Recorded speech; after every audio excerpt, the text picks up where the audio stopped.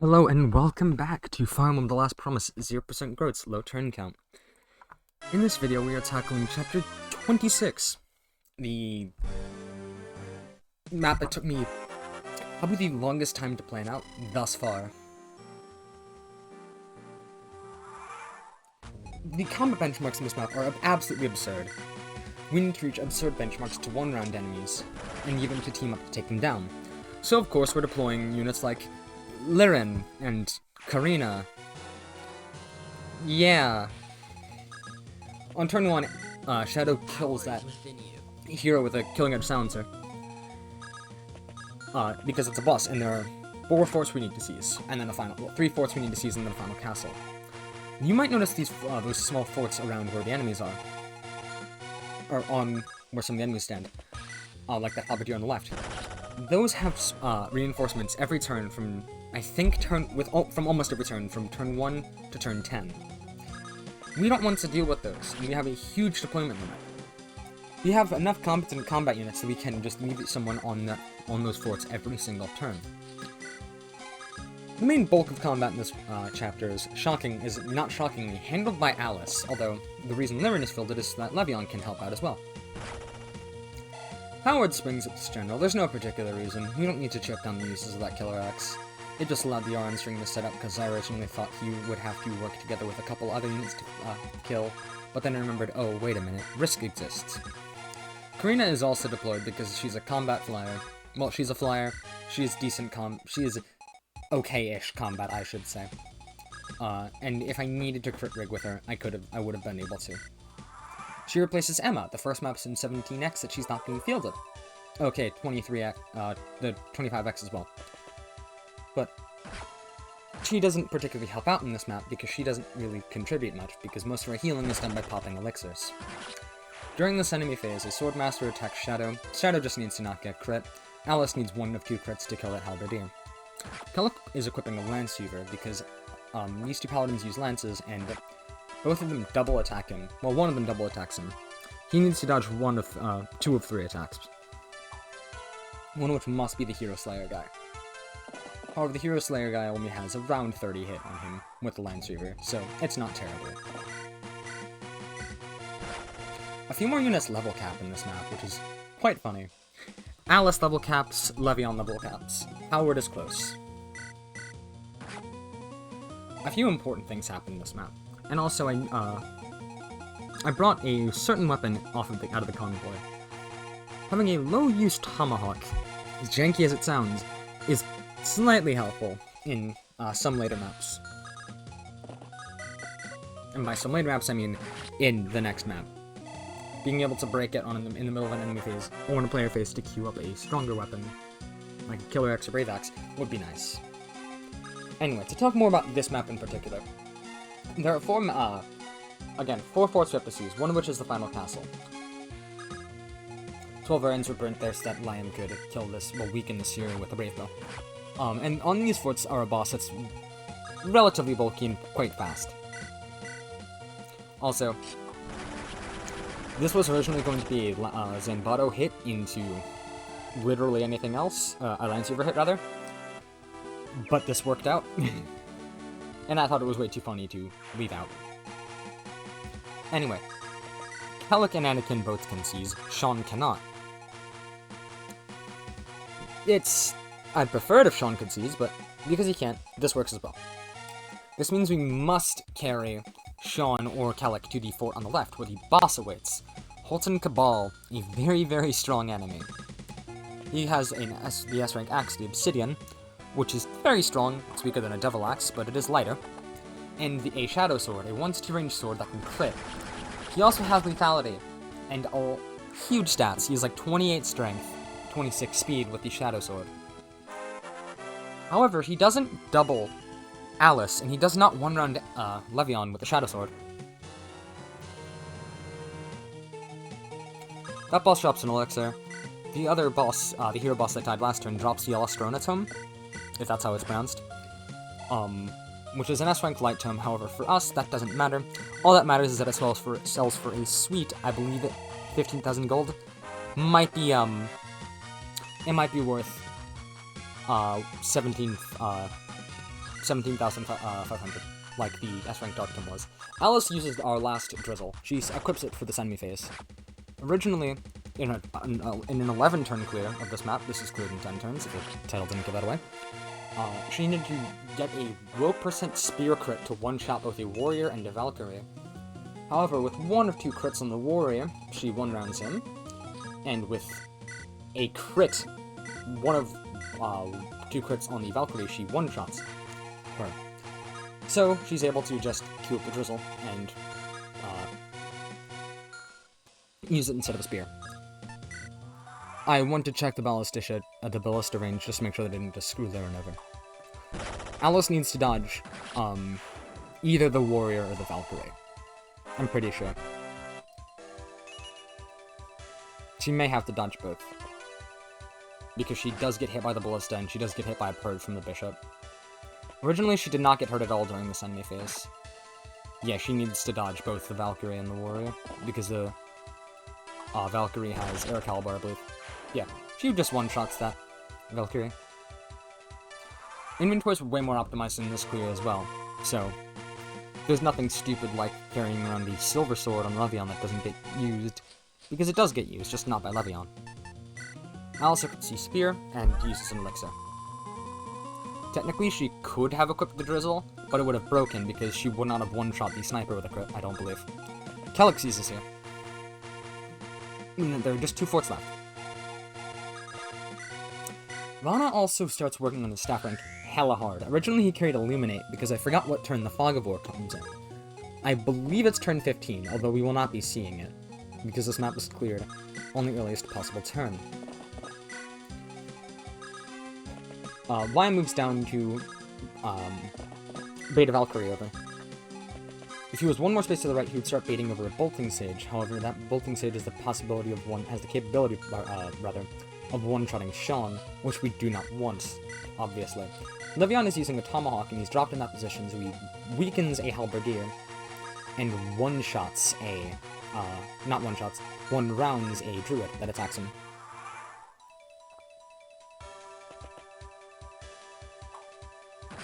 That Druid, not Druid, Halberdier, I believe, has a Drizzle. Levion exactly one-rounds this Druid with the Tomahawk, and he gets S-rank axes off it, which is nice, because we get the S-rank axe after this map. Now he's using the Brave Bow. He doesn't need to hit either of these, he just needs to dodge. No, he doesn't actually need to dodge, because he would have looked totally fine. Alice needs to dodge one of the attacks that comes towards one with enemy face. Although, that sniper prefers to use the ballista over using a normal bow, so he does not attack anyone. Shadow heals up using the fort. I believe he pops an unnecessary elixir. I could have used a vulnerary on him instead. That's what Emma was deployed for originally, was just physicking up Shadow. But it doesn't particularly matter. Alice weakens up a Swordmaster, who ups a Wodao. Wodaos have kind of stopped mattering. Risk. His combat sets aren't very good after this map, although he will still be deployed because he can onigiri crit things. Yeah, he pops an elixir. He literally could have just used a vulnerary and healed the same amount. Anakin could have used a staff on him last turn. If I remember to give him a heal staff. It doesn't really matter. Because I'll have enough money to do what I need to do anyway. Leopold burns 9 RNs, which is actually the perfect amount, because it means that I don't have to go back. This allows him to hit the Halberdier with Killer Lance. The second he doesn't need to dodge the sack, it's just helpful. Lirin picks up Anakin and moves on the fort. Again, I don't remember exactly when the reinforcements come and when they stop coming. However, this just means that it's much easier for me to handle them when they do come. Haas picks up Howard, because Howard has slow movement through forests, and Liquid moves over to the forest on his own. Kellic moves to the left, and Lime finishes off his Valkyrie with a Killer Bow crit. He doesn't need to crit, obviously. Also, I need to check something after this enemy phase. Oh, I suppose I can just check it now. Sorry about that, I just recorded this chapter in 2 parts, and wanted to make sure that I was correct on when I need to switch over to the second part. There are 4 villages. I don't know how many villages there are on this map. There are a lot of villages in this map. That one that's on screen now has a white gem. which is the only village that we do end up getting. The other one has a hammer and staff, one has a master seal, I think that's one that Gary starts new. This is the only one that we can actually afford to visit. Which is fine. It's less money than the master seal, or the earth seal rather. But it is enough that we can... It's enough money. This warrior is a brave axe. He actually two-shot Shadow. And then Levion equips Tomahawk just so that he can weaken this guy. And also because, again, having low uses on it helps in the next map. Yeah, I forgot how much of a monster Levion is. Don't. He'll demonstrate how bulky he is quite soon. This general, that bishop rather, has a rescue staff on it, a savior staff as it were. We don't get our hands on any, which is a shame, but that bishop uses it thinking it's a physics staff at one point. Which it's quite comedic. Rana Men's Liam, again, mainly to raise up staff rank. It's fairly important. And Liquid takes Kellic. This moves Karina. This moves him one tile closer to Karina, so she's able to move him. Or move with him, rather. Alice equips the spear and pops the elixir.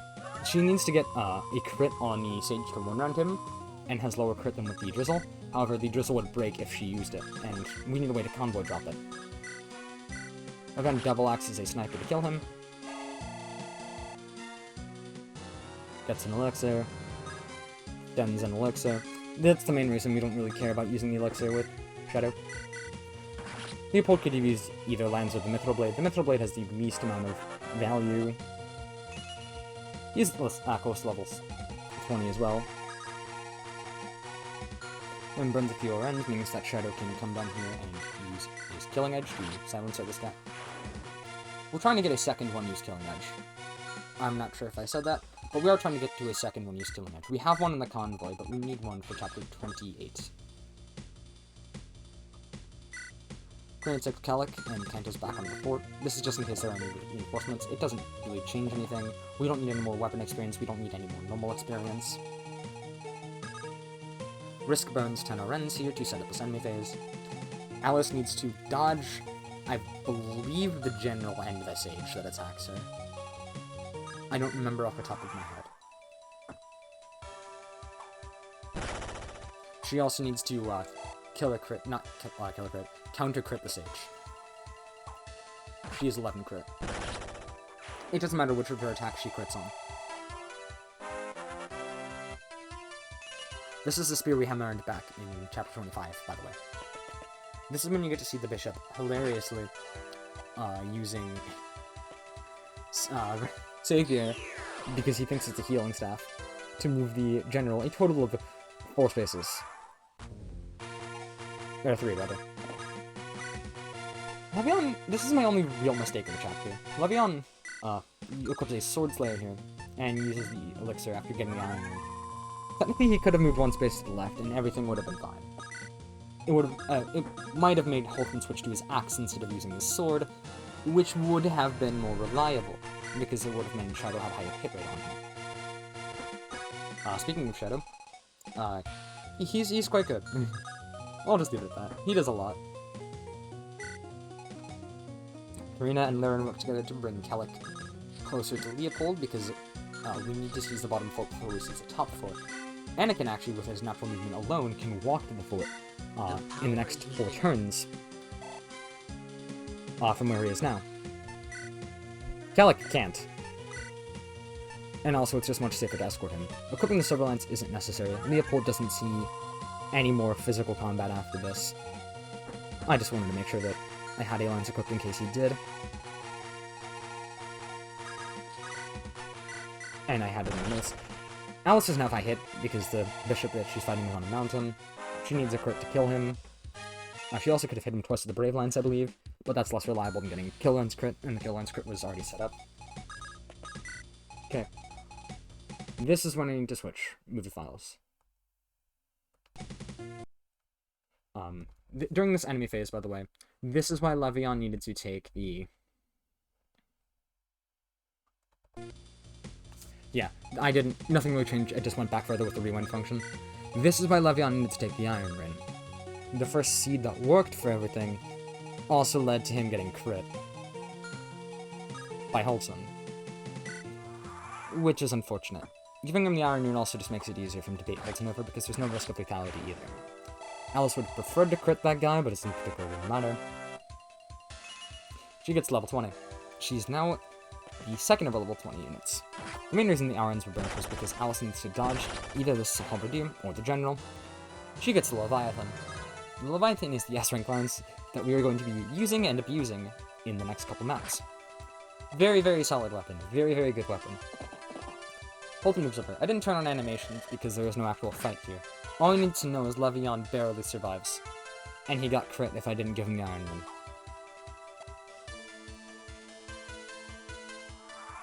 Another stage appears, and that doesn't particularly matter. Leopold moves over to his other tile, so he'll be able to drop Kellic in range of the fort by turn 10, which is when the map is over. And I should explain why we're waiting on turn 10. On turn 10, a very, very powerful unit named Gary joins us. He's level 17, he is 27 strength, 25 skill, 25 speed, 57 HP. Capped luck, a huge amount of defense, I think it's like maybe 20. And pretty decent res, too. He also has A rank in axes and in bows. He's a warrior. If I didn't already say that. He is going to be decently important. He needs to get to S rank axes as soon as possible, and he only has 2 maps to do it. Because he can't really do anything on this turn except chunk one enemy. I had to count tiles very specifically in order for Alice to reach the boss next turn. She keeps the kill lance equipped and pops her last use of this elixir. Technically, she also could use the Brave Lance, but it also tanks her Avoid. A small amount. Rana barely got to be staves, as I forgot to mention, by using the Hammern to repair the drizzle. It's quite nice. In case you're wondering what this RN burn is for, you will see. And this is why I said Shadow's kind of good.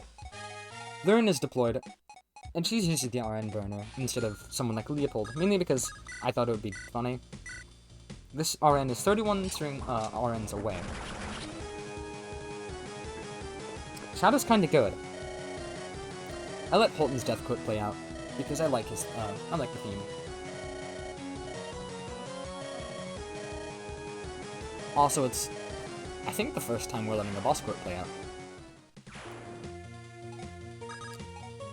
Levion moves forward to the left to get in range of a Sage. He equips the Tomahawk and pops the Elixir again. Of a Sage or a Druid, I forget which. He also needs to be healed up for this enemy phase. Nothing much I can do about it. Anakin could have danced for Shadow if his stats mattered, and he needed an extra level, but he doesn't. 1 RN is burned, and then the enemy phase plays out. What was the 1 RN burned for? Well, actually not Alice. She needs 1 of 2 crits to 1 around these paladins. And she delivers.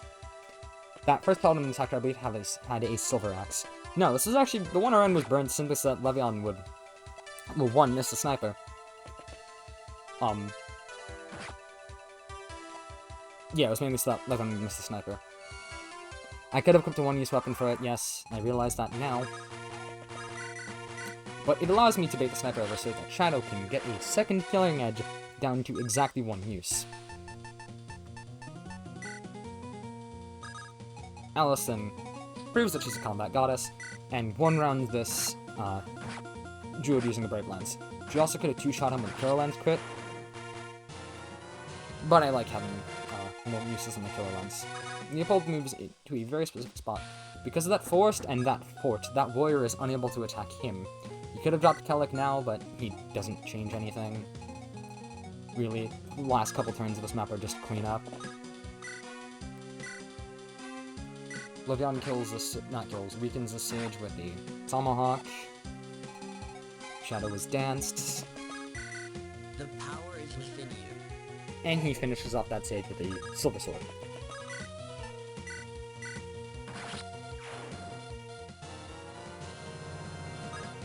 Again, I get a lot of elixirs in this map.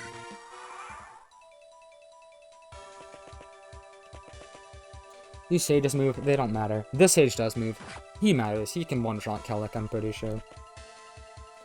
Levion uses the Tomahawk at 1 range for that, Halberdier, not Halberdier. Sage, 1, he can get the uses lowered, 2, he can one-round this Druid. He gets to level 20. Something that I haven't mentioned yet, there are some druids on a bridge over by where Alice, Leopold, and Kellic are. By that bridge on the left. On the right, rather. They have a Munio Tome, which grants 20 luck. It grants defensive stats. Its hit rate is kinda shaky, though. It doesn't matter, it's not that helpful. The only way we have really to punch through them would be a crit from Risk with Yonigiri, but Munio grants a lot of luck. Technically, double Braveline's crit would have worked as well, I think. But they're also in forts, and would have been unreliable. I don't particularly care for it. Here we get Gary. I'm not really going to talk about Gary that much in this map. I'll talk about him a lot more next map. All you really need to know is that Kellic seizes. I checked to see if Leopold could have attacked that warrior. I checked to see if Alice can. It doesn't really matter. Gary uses a Silver Sword on the Swordmaster. I think Cleavax gives slightly more weapon experience. It doesn't really matter. He needs to get a tiny bit of axe experience. And then I wanted to check the uses on the Tomahawk. And then I seize. I panicked a bit because you're not technically supposed to skip that item yet. But it allows me to proceed anyway. Just real fast, I want to show you what this map is like. And also we need to check, I actually did get the S-Rank Axe. This is what we're dealing with next map. His stats get better. We're dealing with all of this. However, there is something very, very helpful in this specific tile that will bail us out of this. Thank you for watching. I'll see you guys next time. The main barrier left is actually not this map, besides maybe one RN seed. There's not much in this map that stands against me. The main barrier is stat calculations for endgame. I don't like doing math. I don't like figuring out thresholds. That's all that's standing in the way, though. That's literally all that's left. Before I do this map, I might upload a video of literally just me selling every single item that goes unused in the next couple maps, which is a lot of them. The Convoy has, I'm pretty sure, 97 items in it. Might exactly be 100. It's going to be a lot of fun figuring out what to sell, although a vast majority of the stuff in my Convoy gets sold. If I don't make a video for it, I will write a Google Doc listing off most things that I sell, anything of importance, and, like, my starting gold and my ending gold, although you would see my ending gold in the video. Anyway, sorry it's been a while since the last update. Thank you for watching. I will see you next time, whether it's for my selling video, for my items, or for the actual chapter clear.